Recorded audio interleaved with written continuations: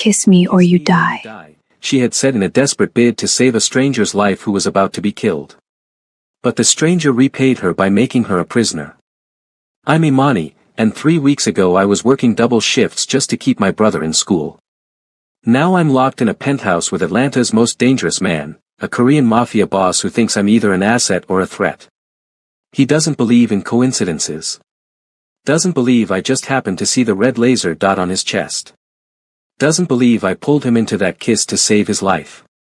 He thinks I'm working for his enemies. But here's the thing he's about to learn, I don't miss details. And his organization is full of people who want him dead. I just have to survive long enough to prove I'm on his side. If you're ready for a forbidden mafia romance where one kiss changes everything, hit subscribe now. Like this video and leave a comment. This story has danger, obsession, and a love that could get them both killed. The Grand Marquis Hotel ballroom was the kind of place Imani would never attend as a guest. Crystal chandeliers, champagne towers, people wearing watches worth more than her yearly rent. But as staff, she was invisible. That's what Imani Kohn liked about catering gigs. Good tips, better food in the kitchen after, and nobody really looked at the help. She circulated with a tray of champagne, her feet already aching in the required black heels. This was her second shift today, 6 hours at the diner this morning, now 4 hours at this charity gala for some tech foundation. Kwame's tuition was due in 2 weeks. She needed every dollar.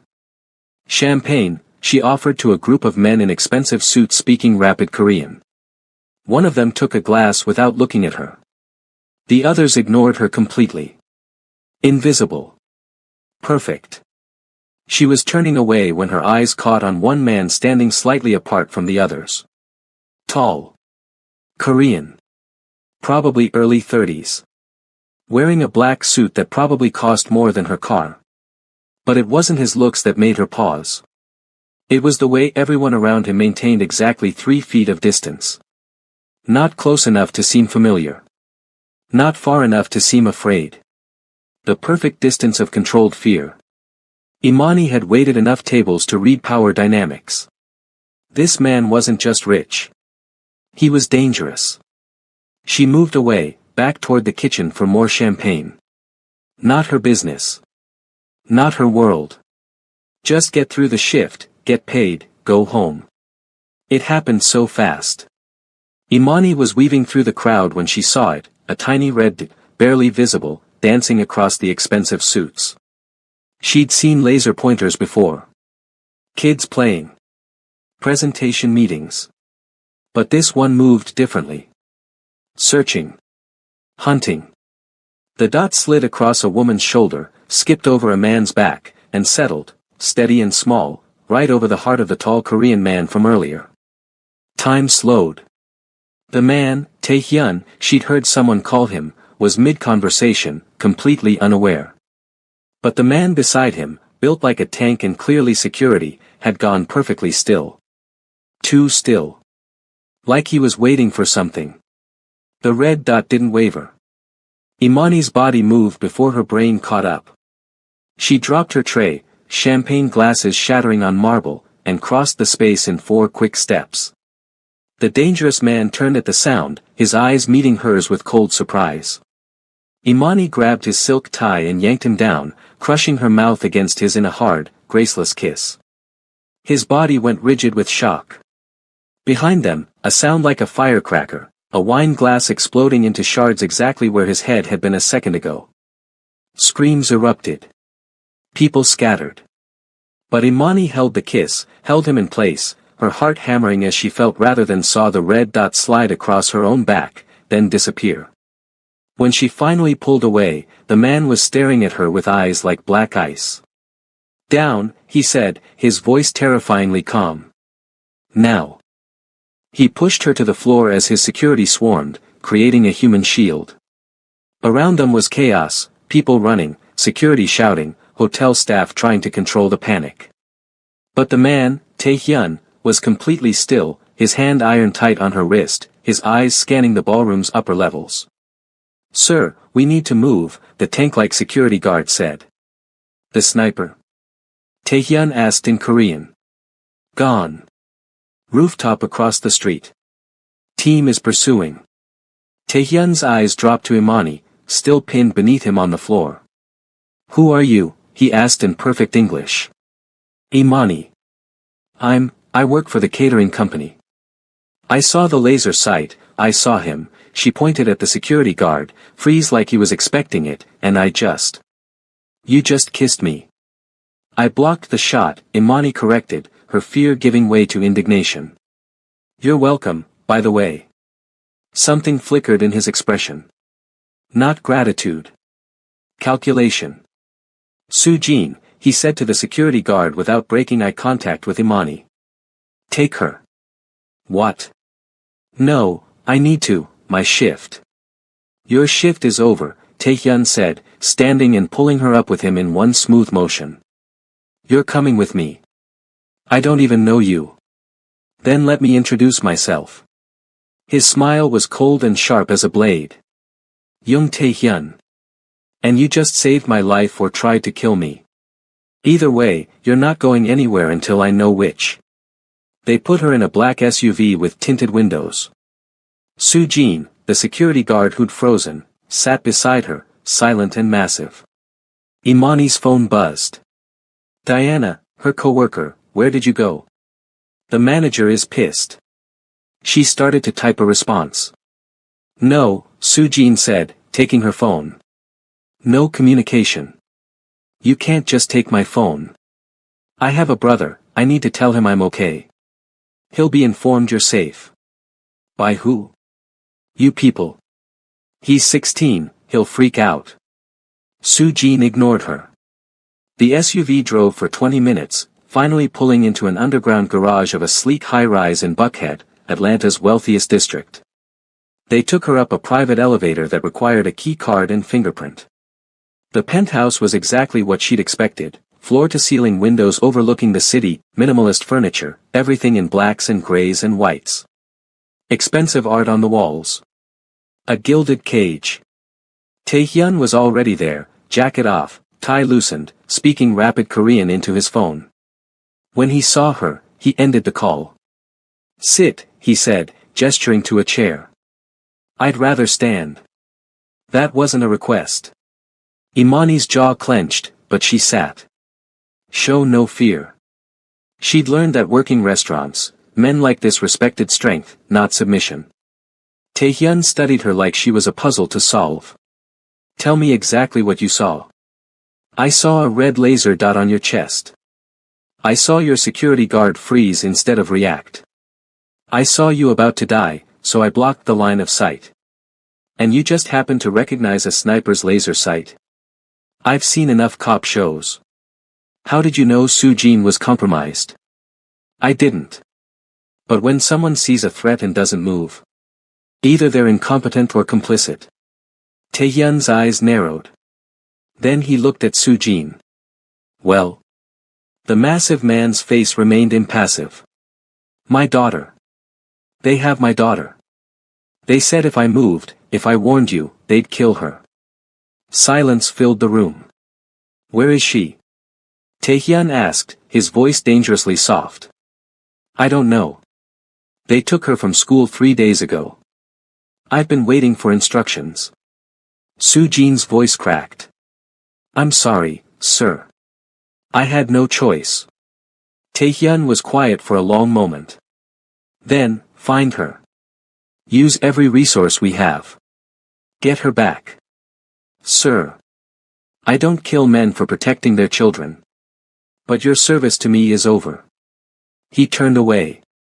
Get out. Soo-jin bowed deeply and left, his shoulders shaking. Imani stared at Taehyun. You're just letting him go. I'm having him followed. He'll lead me to whoever took his daughter. And when I find them, his smile was terrifying. They'll wish they'd killed me tonight. He poured himself whiskey, didn't offer her any. What about me? Imani asked. I saved your life. Can I go home now? No. Excuse me. Taehyun sat across from her. You identified a threat I didn't see and a mole in my organization within seconds of meeting me. That's either extraordinary instinct or advanced knowledge. I already told you. You told me a story. Now I need the truth. He leaned forward. Who sent you? Who do you work for? I work for Imperial Catering and Joe's Diner on Ponce de Leon, Imani snapped. I'm a waitress, not a spy. Then you're either incredibly lucky or incredibly useful. Either way, you're staying here until I determine which. You can't just kidnap me. I can, Taehyun said calmly. And I have. You'll have your own room, access to anything you need except your phone and freedom. Consider it protective custody. I didn't ask for your protection. No. But you have it anyway. He stood. Minju will show you to your room. Don't try to leave. The building is secure, and my people will stop you. A woman appeared, late 20s, efficient-looking, clearly staff. My brother, Imani started desperately. We'll be told you're taking an unexpected job out of town. He'll be fine. And my jobs? My rent? My life? Your jobs will be informed you quit. Your rent will be paid. Your life, Taehyun paused at the door to what must be his office. Your life just changed, Imani Kohn. The question is whether you're smart enough to adapt. He disappeared into the office, leaving her standing in the pristine living room, her whole world upended by one kiss. Day 1. Imani didn't sleep. The bedroom they'd given her was bigger than her entire apartment. King-size bed, attached bathroom with a tub that could fit 3 people, a closet that had been stocked with clothes in exactly her size. That last part was the most disturbing. How did they know her size? She tried the door. Unlocked. That was something. But when she stepped into the hallway, a man in a suit immediately appeared. Ma'am. Can I help you? I'm leaving. I'm afraid that's not possible. You can't keep me here. Mr. Young has asked that you remain for your safety. Please, let me know if you need anything else. Imani went back to her room and tried the windows. 42nd floor. Even if she could break the glass, there was nowhere to go. She was a prisoner. The next morning, Minju brought her breakfast on a tray. Real food, not hotel leftovers or diner scraps. Eggs, fruit, fresh bread, coffee that smelled expensive. Mr. Young would like to see you at 10, Minju said politely. And if I say no? Then I'll return at 10 to escort you anyway. A small smile. He's not used to being told no. Then it'll be good for him, Imani muttered. At exactly 10, Minju returned. Imani had dressed in the clothes provided, designer jeans that fit perfectly, a simple black top, and hated how good they felt. Taehyun was in his office, behind a massive desk, reviewing documents. He didn't look up when she entered. Sit. I'm tired of you ordering me around. He finally looked at her. And I'm tired of people trying to kill me. We both have problems. Despite everything, Imani almost smiled. Almost. She sat. I've reviewed the security footage from last night, Taehyun said, turning his laptop to show her. You looked at the ceiling twice before you saw the laser sight. Why? Imani watched herself on the screen, weaving through the crowd, glancing up, then up again before her head snapped toward him. I heard something. A sound that didn't match. What kind of sound? I don't know. A click? A shift? Something that didn't belong in a ballroom. She frowned. I didn't even think about it consciously. I noticed things. What kind of things? Everything. Who's angry before they yell? Who's about to leave before they ask for the check? Who's going to be a problem? She shrugged. When you work for tips and you're a black woman in white spaces, you learn to read a room or you don't survive. Taehyun studied her with those unnerving eyes. You have exceptional situational awareness. I have rent to pay and a brother to feed. It's the same thing. No, he said. It's not. He closed the laptop. Here's your situation, Imani. Someone tried to kill me last night using an inside man. That means my organization has been infiltrated at a high level. Until I root out every mole, everyone is suspect, including you. I'm not. I know. If you were working for my enemies, you would have let me die. But that doesn't mean you're not useful to them in other ways. He stood, walked to the windows. You identified Sujin's compromise in seconds. What else can you see? I don't understand what you're asking. I'm asking if you can do it again. Spot threats. Identify anomalies. See what others miss.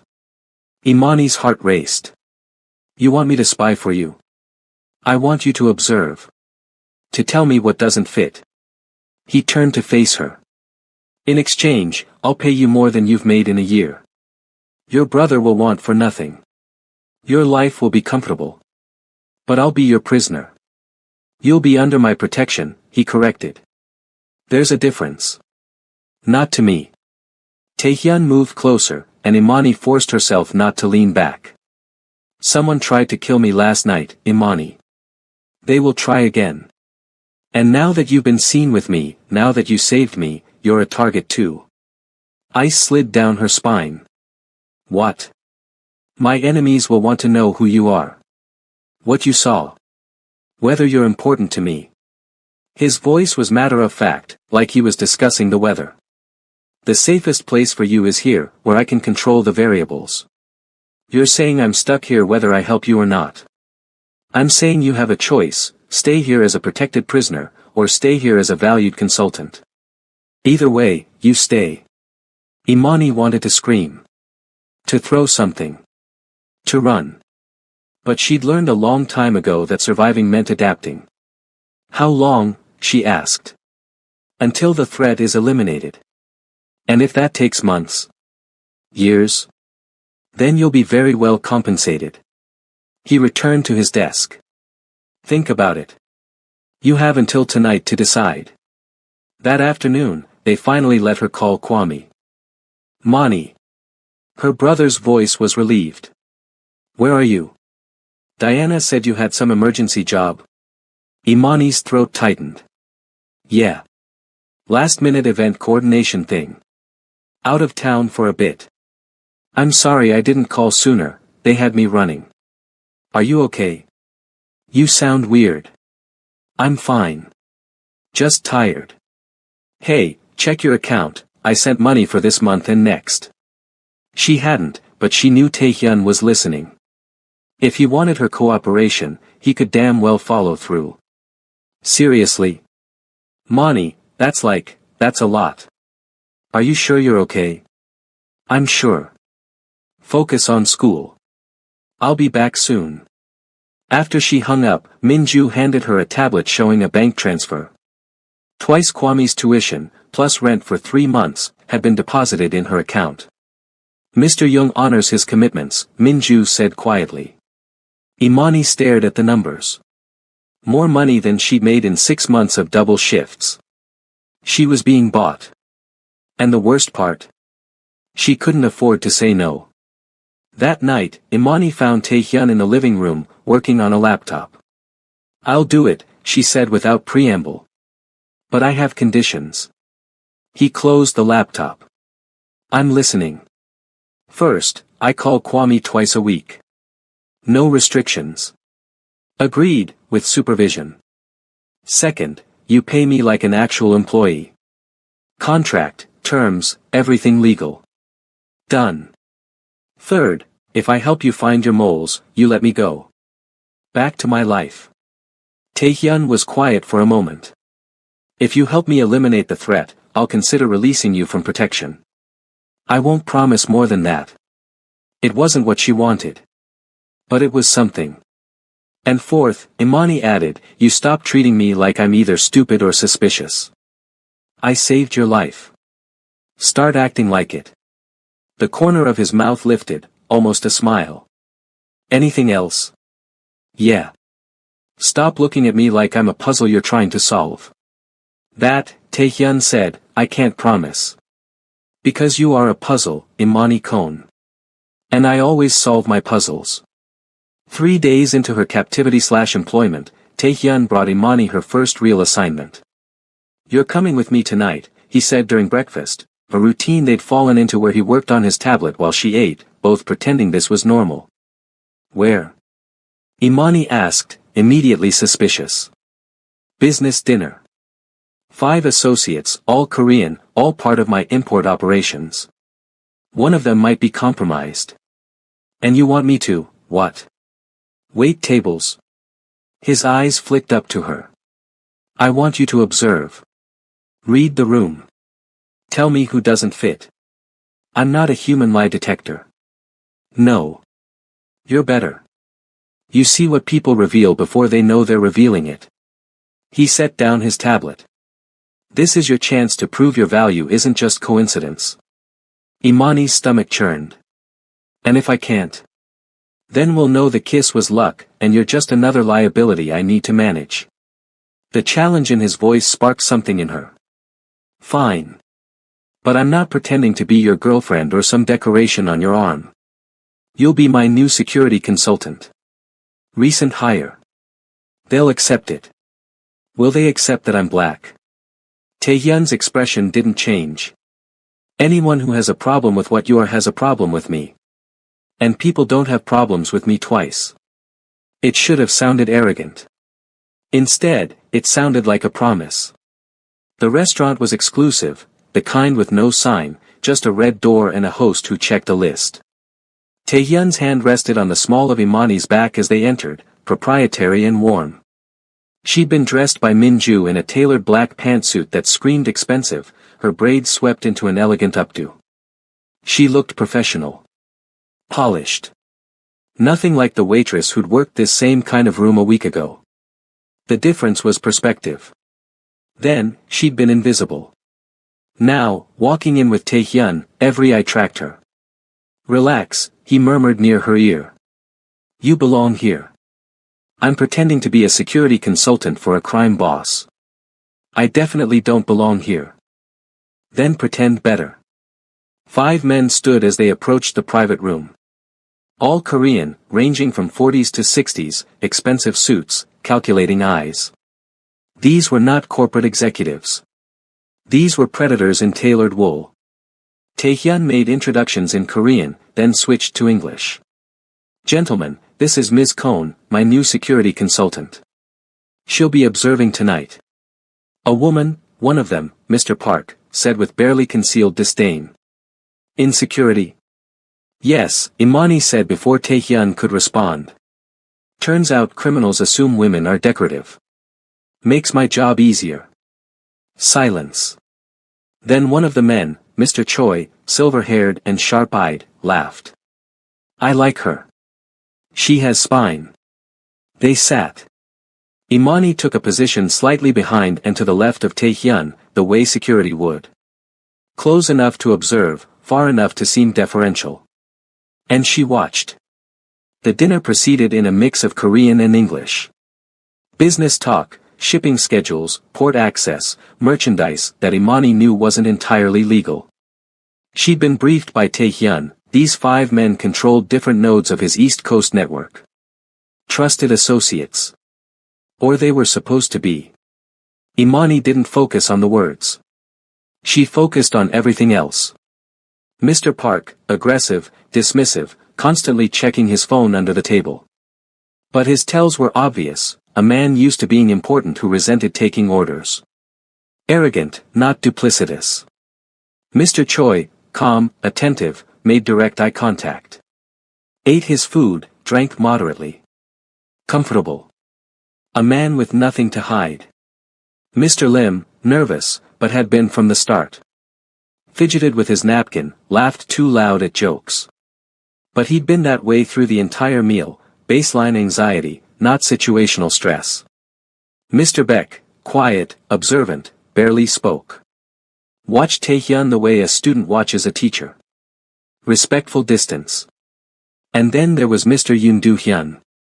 Taehyun's second-in-command. Family friend. The man who'd been at Taehyun's side since they were teenagers. He smiled at all the right moments. Agreed with Taehyun's decisions. Poured drinks.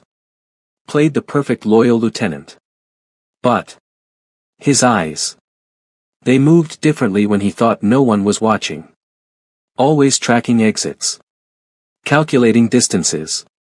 And when Taehyun spoke about increasing security after the assassination attempt, Doohyun's smile had tightened for just a fraction of a second. Not concern. Frustration. Imani's heart rate picked up. She forced herself to keep watching, not to react. Doohyun excused himself to take a call 20 minutes into dinner. He was gone for exactly 4 minutes. When he returned, there was a tiny speck of white on his collar, like he'd brushed against something dusty. The bathroom she'd passed on the way in had been pristine. No construction, no dust. He'd gone somewhere else. In the car afterward, Taehyun didn't speak until they were moving. Well, he asked. Imani chose her words carefully. Park is an asshole but he's loyal. Hates taking orders but follows them. Choi is solid, comfortable, no hidden stress. Lim is anxious but that's his baseline. Beck barely spoke, but his body language is respectful, not suspicious. And Doohyun? Imani's throat went dry. He's your second in command. Your family friend. I ask what you observed, not what you think I want to hear. She took a breath. He left for 4 minutes during dinner. Said he was taking a call but came back with dust on his collar. The bathroom was clean, he went somewhere else. And when you talked about increased security, his micro-expression wasn't concern. It was annoyance. The silence in the car was suffocating. You're accusing Doohyun of being compromised, Taehyun said quietly. I'm telling you what I saw. You asked me to observe. I observed. More silence. Then Taehyun spoke to the driver in Korean, rapid, clipped commands. The car changed directions. What are you doing? Imani asked. Testing your theory. He pulled out his phone, made a call. Trace Doohyun's phone. Tell me everywhere he's been in the last week. And pull security footage from the restaurant, I want to know where he went during dinner. When he hung up, his expression was unreadable. If you're wrong, he said, you've just accused my oldest friend of treason. And if I'm right? Then I've been betrayed by family. His jaw clenched. Which is worse? They returned to the penthouse. 30 minutes later, Taehyun's tech team had the footage. Doohyun had indeed left the private dining room. But instead of going to the bathroom, he'd slipped out a side door to the alley behind the restaurant. The footage showed him meeting with someone for exactly 90 seconds. The other person's face wasn't visible, they'd known where the cameras were. But when Doohyun returned inside, his collar had white residue. The alley had a dumpster area with construction debris. The phone trace was even more damning. 3 calls to an unlisted number in the past week. Each call made when he was alone, away from Taehyun. Taehyun watched the footage 3 times without speaking. Then he stood, walked to the windows, and stared at the Atlanta skyline for a long moment. Doohyun and I grew up together, he finally said. When my father was killed, Doohyun stood beside me. Helped me build this empire. I trusted him with my life. I'm sorry, Imani said quietly. Don't be sorry. Be right. He turned to face her. Because if you're right, you just saved my life a second time. And if you're wrong, I'm about to destroy an innocent man. I'm right, Imani said, more confident than she felt. Taehyun studied her. Then he made another call. Bring Doohyun to the secondary location. Quietly. Now. Imani didn't see what happened when they brought Doohyun in. Taehyun left her in the penthouse with instructions not to leave. He returned 3 hours later, his knuckles bruised, his expression carved from ice. You were right, he said. He's been feeding information to the Nakamura organization for 6 months. They have leverage, gambling debts he hid from me. The assassination attempt was meant to look like the Nakamuras while actually being ordered by them. Doohyun was supposed to ensure I was in position. Imani's legs felt weak. Is he alive? For now. Talking. Giving me everything. Taehyun poured himself a drink, downed it. You identified a threat I lived with for 6 months. A man I considered family. I just noticed. You saved my life. Again. He set down the glass, moved closer. I owe you. You don't owe me anything. This was the job. No. His hand came up, fingers brushing her jaw, the first intentional touch that wasn't about control. This was extraordinary. You are extraordinary. Imani's breath caught. This close, she could see the exhaustion in his eyes. The betrayal. The loneliness of a man who couldn't trust anyone. I'm sorry it was him, she said softly. I'm not. Taehyun's thumb traced her cheekbone. If it hadn't been him, I wouldn't have known what you can do. What you're worth. I'm not a tool. No, he agreed. You're not. You're. He stopped, searching for words. You're something I didn't know I needed. The air between them charged with something dangerous. Imani stepped back. You're emotional. You just found out your best friend betrayed you. Don't say things you don't mean. I never say things I don't mean. But he let her retreat. Get some rest. Tomorrow, we plan our next move. Which is? War, Taehyun said simply. The Nakamuras tried to kill me. Now I return the favor. 2 weeks later. Living with Taehyun had developed a strange rhythm. Mornings, they had breakfast together, him working, her reading news or books he had delivered. He'd learned she liked her coffee with too much cream and always ordered extra fruit because she ate it first. Afternoons, she observed. Sometimes meetings in the penthouse. Sometimes she reviewed security footage, identifying patterns and anomalies. Once, she'd attended a warehouse inspection and spotted a worker who moved wrong, turned out he was DEA, undercover. Taehyun had handled it. Imani hadn't asked how. Evenings were harder. That's when the walls between captor and captive, employer and employee, blurred into something neither of them acknowledged. They'd started having dinner together. Talking. Not about business, about everything else. He told her about growing up between two worlds, Korean and American, never quite fitting in either. About his father's death and the weight of inheriting an empire at 25. She told him about Ghana, about losing her parents, about raising Kwame and the constant fear that she wasn't enough.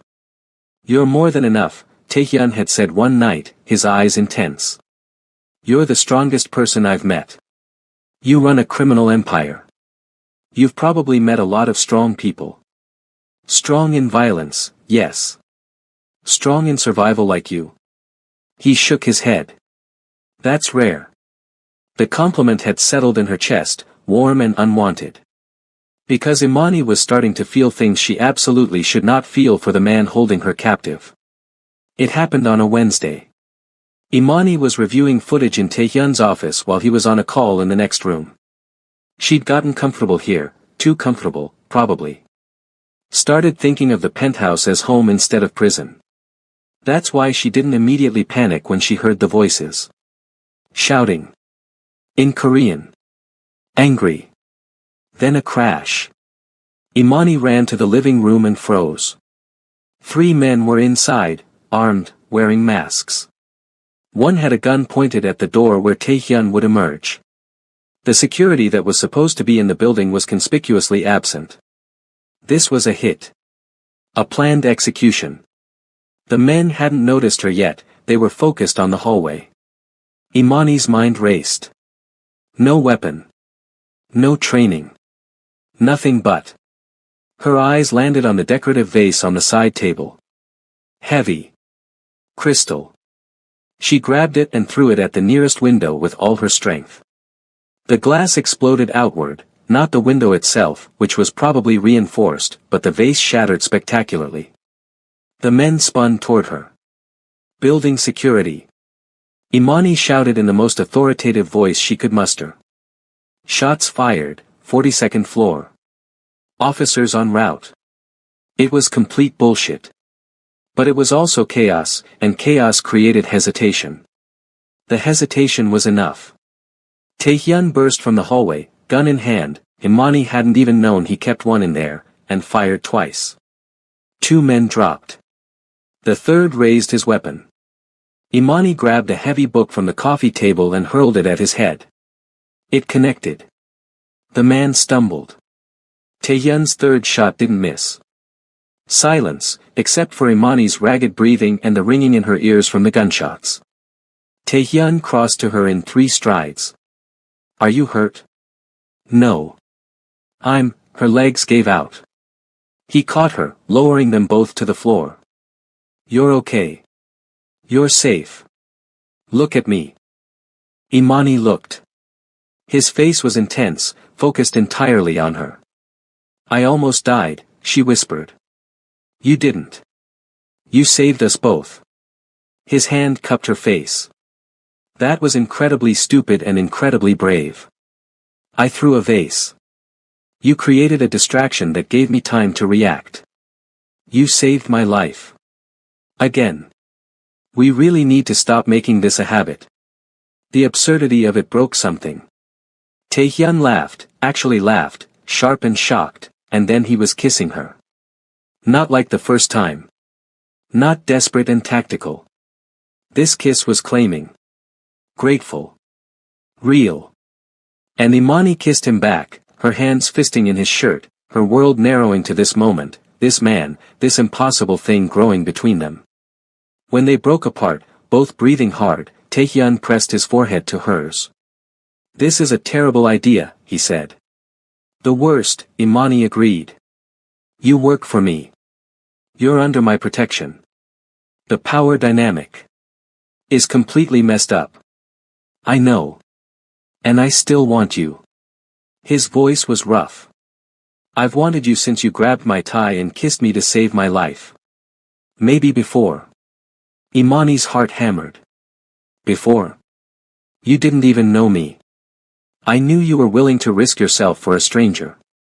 That you saw threats I missed. That you were brave and smart and, he stopped. This is already complicated. So let's not make it more complicated. But Imani didn't move away. Neither did he. They stayed there, on the floor, surrounded by broken glass and dead assassins, holding each other like anchors in a storm. Finally, Taehyun's phone rang. Reality intruding. He answered, still watching her. Yes. 3 hostiles, neutralized. 42nd floor. Get a cleanup crew. A pause. And find out how they got past building security. Someone's getting fired. Or worse. He hung up. I should let you go, he said. To my room. To your life. This, what I'm doing, keeping you here, it's not right. Imani's chest tightened. You said I was still in danger. You are. More now than ever. He stood, helped her up. Every time you save me, you become more valuable to my enemies. They'll want to know who you are. What you mean to me. What do I mean to you? The question hung between them.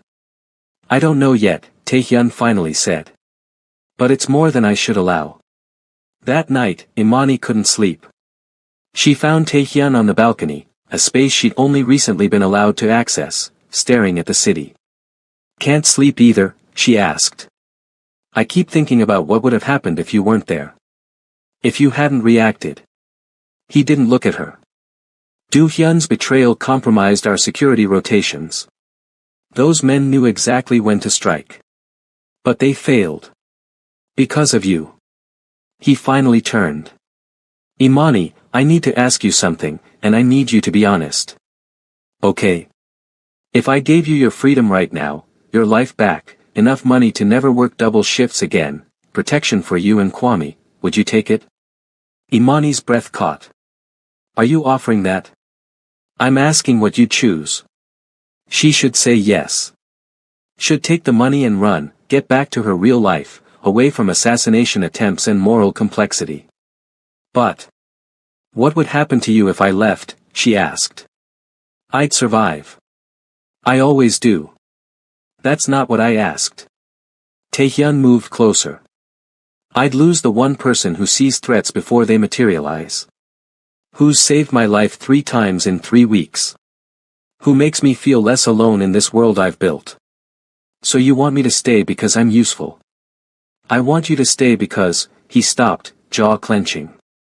Because when I think about you leaving, about never seeing you again, it feels like losing something vital. And I don't know when that happened. When you stopped being a liability and became. Became what? Someone I can't let go, he finished quietly. Imani's heart raced. That's not healthy. Nothing about my life is healthy. But you make it feel like it could be. Taehyun. I'm not asking you to love me. I'm not even asking you to stay forever.